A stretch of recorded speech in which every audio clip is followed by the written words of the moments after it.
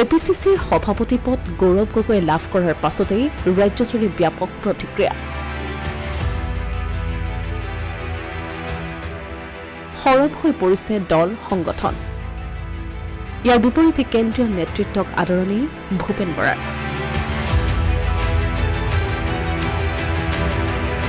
যোৱা কেইটামান মাহৰ পৰা অসম প্ৰদেশ কংগ্ৰেছ কমিটিত সভাপতি কেন্দ্ৰিক বিতৰ্কই গা কৰি উঠিছিল। ইয়াকে লৈ প্ৰদেশ কংগ্ৰেছত আৰম্ভ হৈছিল অন্তকণ্ডল।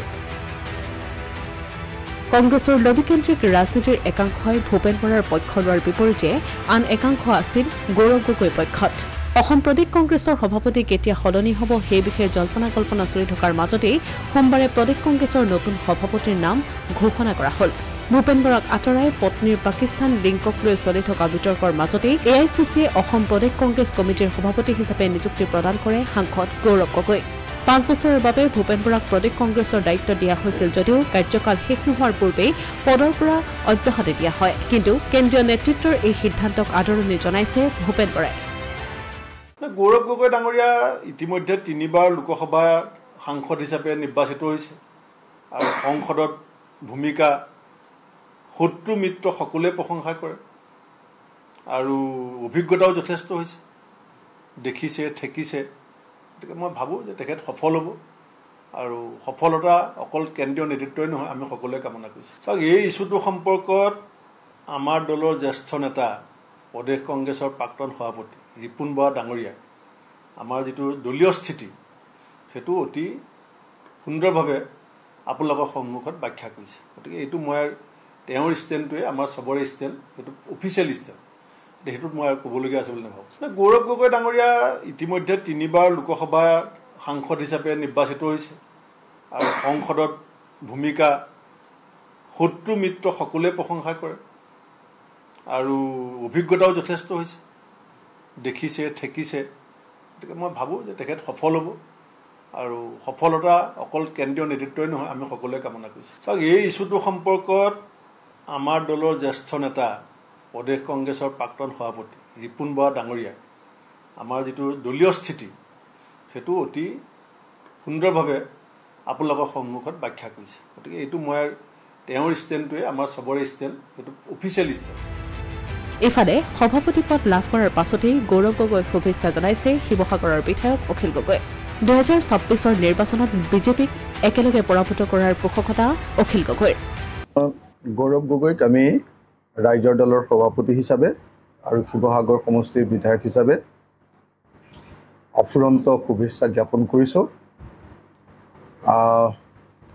2026 চনৰ নিৰ্বাচনৰ কাৰণে এতিয়া যুঁজখন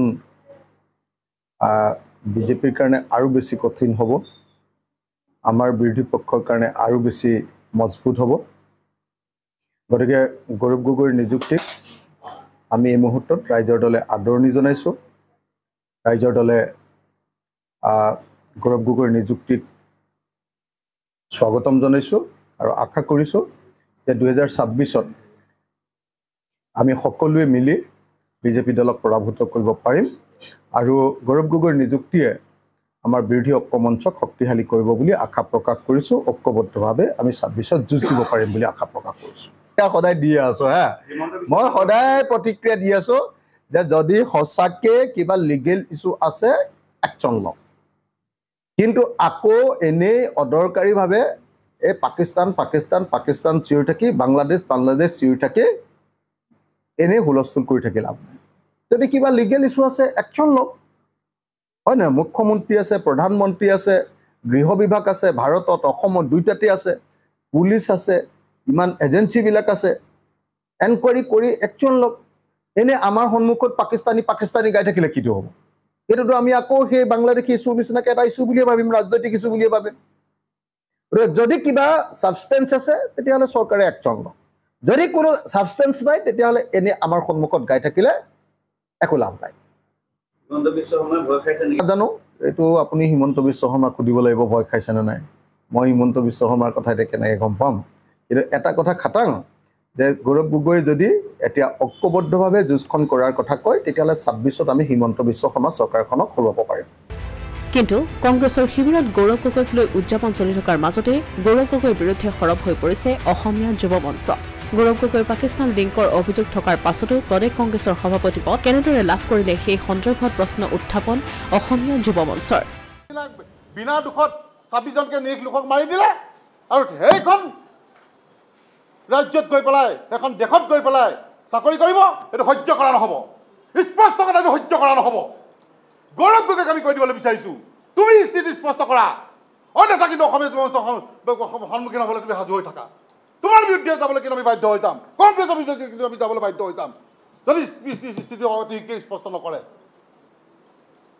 বাৰম্বাৰ মুখ্যমন্ত্ৰীয়ে কৈ আছে যে পাকিস্তানী পাকিস্তানী পাকিস্তানী তেতিয়াহ'লে এনে কৈ আছে যদি তুমি কিয় মানুহ নিকেচ নকৰা কিয় তুমি উত্তৰ নিদিয়া নিমাতি কৰি না ভয় জুৰি আছা আমি এতিয়া নিজে লজ্জিত হৈছোঁ যে আজি মই যোৰহাট লোক সমষ্টিৰ মানুহ গতিকে আজি মই নিজে লজ্জিত হৈছোঁ আমাৰ গৌৰৱ দাক লৈ পেলাই গতিকে আমি তেখেতক স্থিতি স্পষ্ট কৰিবৰ বাবে আমি আহ্বান জনাইছোঁ আমি অসমীয়া যুৱ মঞ্চ অন্যথা কিন্তু তেওঁৰ বিৰুদ্ধে আমি যাবলৈ কুণ্ঠাবোধ পিছে ভূপেন বৰাৰ পাছত কংগ্ৰেছৰ লবিকেন্দ্ৰিক ৰাজনীতিক কেনেদৰে শেষ কৰিব গৌৰৱ গগৈ 26ৰ ৰণত বিজেপিক পৰাভূত কৰাৰ বাবে সন্মুখৰ পৰা কেনেদৰে নেতৃত্ব দিব গৌৰৱ গগৈ সেয়া সময়তে হ'ব লক্ষণীয় অসমীয়া প্ৰতিদিন ডিজিটেল ডেস্ক